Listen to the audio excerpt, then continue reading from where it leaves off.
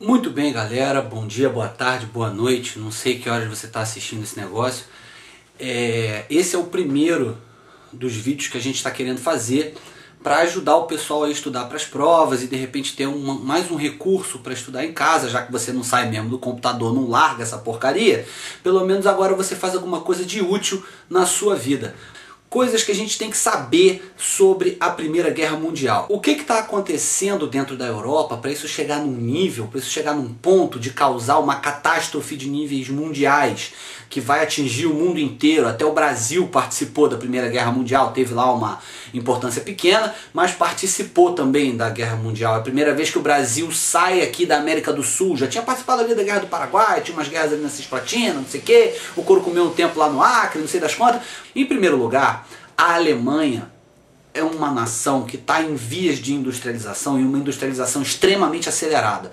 Os caras, eles eram um bando de principadozinhos sem importância, que não valiam nada separados, era uma bagunça, ninguém se entendia, ninguém fazia nada. Até que veio um cara chamado Otto von Bismarck. Esse cara, em 1871, ele consegue unificar a Alemanha, ele consegue transformar todos aqueles principados, todos aqueles paisezinhos de titica e transformam aquilo tudo numa só nação, que é a Alemanha. E essa Alemanha, ela vai se unificar em 1871 e já vai cair para dentro da Revolução Industrial. E ela vai querer saber de se industrializar, industrializar.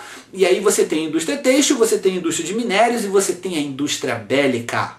Indústria bélica, para quem não sabe, é a indústria que produz armas, é a indústria que produz armamentos, tá? Só que não é aquela indústria que produz um revólverzinho 38 que está na mão do bandido ali na esquina, não. É aquela indústria que vai produzir tanque, que vai produzir submarino, que vai produzir caça de guerra, que vai produzir bomba, o escambau A4, tá? Ponto .50, artilharia antiaérea, não sei o que, e isso que vai valer na Primeira Guerra Mundial. Por quê? Porque a Alemanha vai começar a produzir isso em grande escala. E aí os outros países, as outras nações, eles também vão começar a ter essa produção, essa corrida. Vai acontecer uma corrida armamentista, tá? Uma corrida para ver quem consegue se armar mais, melhor e primeiro. Né? Porque quem for mais poderoso pode chegar e meter medo, falar assim, olha só, ninguém se mete comigo porque eu tô armado até os dentes e se você quiser falar alguma coisa, compadre, vai entrar na porrada. E aí, essa corrida começa. A Inglaterra, ela sai na frente porque a Inglaterra já está num processo industrial já há mais tempo e ela tem ainda a maior marinha de guerra do mundo. Tá? A Inglaterra, ela pensava uma coisa, se ela conseguisse ter a marinha dela igual a soma das duas maiores potências navais depois dela, ela estava safa, estava tranquilo, que qualquer um que quisesse se meter a besta com ela, ela ia lá, chute na bunda e acabou o problema. E aí a França entra também porque acontece um problema na unificação alemã. Quando a Alemanha se unifica, ela anexa uns territórios que pertenciam à França. Acontece uma guerra chamada Franco-Prussiana, ou seja, entre a França e a Prússia, que era o maior desses principados, a maior dessas nações que originou a Alemanha. Mas enfim, e aí a Alemanha, quando ela se unifica, ela anexa esses territórios, ou seja, ela pega aqueles territórios para ela, os territórios da Alsácia e da Lorena. Lorena, não é aquela tua prima esquisita não, Lorena é o nome de um território ali na França. E aí a Alemanha pega esses territórios para ela. É claro que a França achou aquilo o máximo, né? Lógico que não. A França ficou com muita raiva, ficou muito fula, querendo os territórios dela de volta e falando em vingança o tempo inteiro. E o nego tava com sangue nos olhos, querendo ir para dentro, e qualquer motivinho que eles tivessem para conseguir pegar aqueles territórios de volta e dar um tapa na cara dos alemães, eles iam aproveitar.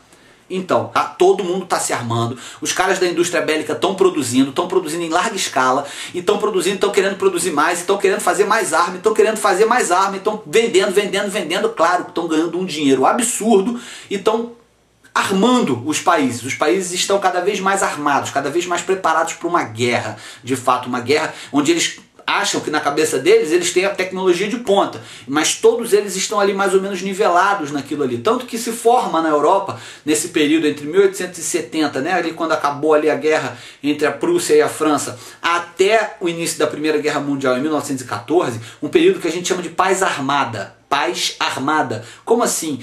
Tava em paz, não tinha ninguém brigando com ninguém, tava todo mundo ali apertando a mão, bonitinho, não sei o que, aquele negócio, mas tava todo mundo com o revólver aqui, ó, atrás com a cartucheira pronta para na hora que o nego virasse as costas encher de bala. Outro motivo que eu já meio que comecei a falar é o revanchismo entre a França e a Alemanha.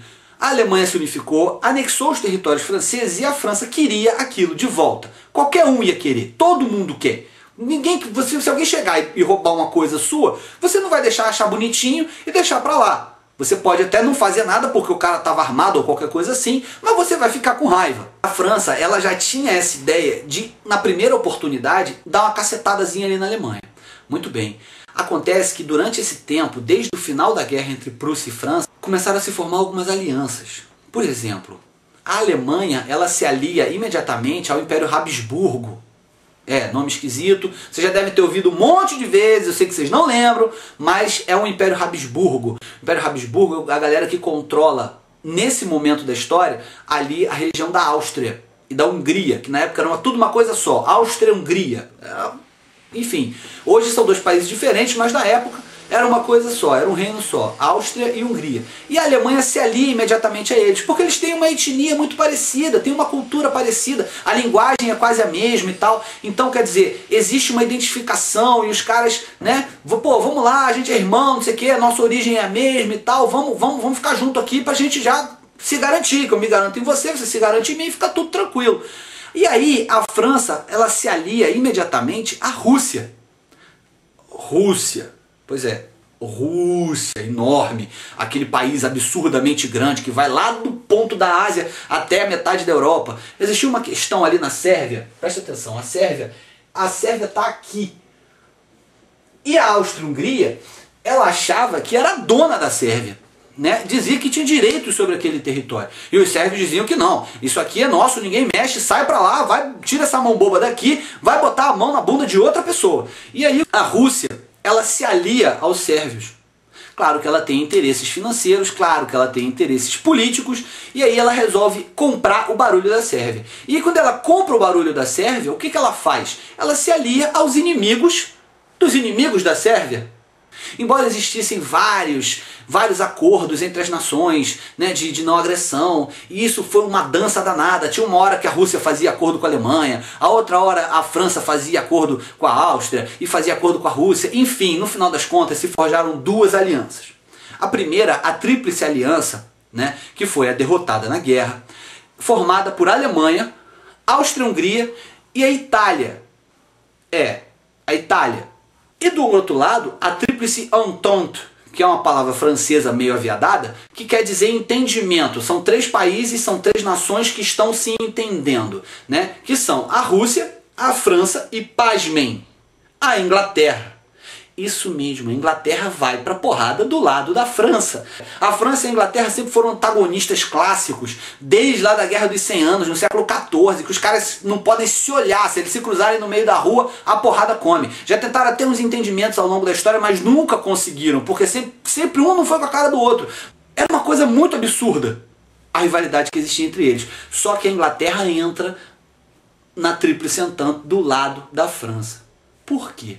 Porque a Alemanha estava se industrializando, a Alemanha estava construindo uma marinha de guerra absurdamente poderosa. E, ao contrário da marinha de guerra inglesa, que está espalhada ao longo do mundo, porque a Inglaterra tem colônia para tudo que é lado, a marinha de guerra da Alemanha está toda aqui, no Mar do Norte. O que isso significa? Está de cara pro gol, está ali na cara da Inglaterra. Quer dizer, se a Inglaterra der uma bobeadinha, aquela marinha absurdamente poderosa da Alemanha vai entrar com tudo e vai derrubar todo mundo. E vai dar tapa na cara, vai esculachar, vai chamar de vagabundo, vai fazer o diabo. Então, a Inglaterra, ela meio que ela fica com receio da Alemanha. Fica assim, não tô gostando desse negócio não, esses caras estão muito fortes, estão ameaçando a minha hegemonia, então tá na hora de eu entrar na parada e eu vou entrar no lado oposto. Tudo bem que eu vou ter que fazer acordo com a França, né? Fazer o quê? E aí a tensão aumenta. Por quê? Porque agora a gente tem dois blocos dentro da Europa, de nações poderosas, militarmente falando, que estão ali meio que já planejando, né? Não planejando, mas ameaçando, né, se chocar a qualquer momento, qualquer probleminha que acontecer, isso vai acontecer. Porque ainda tinha mais um motivo na história.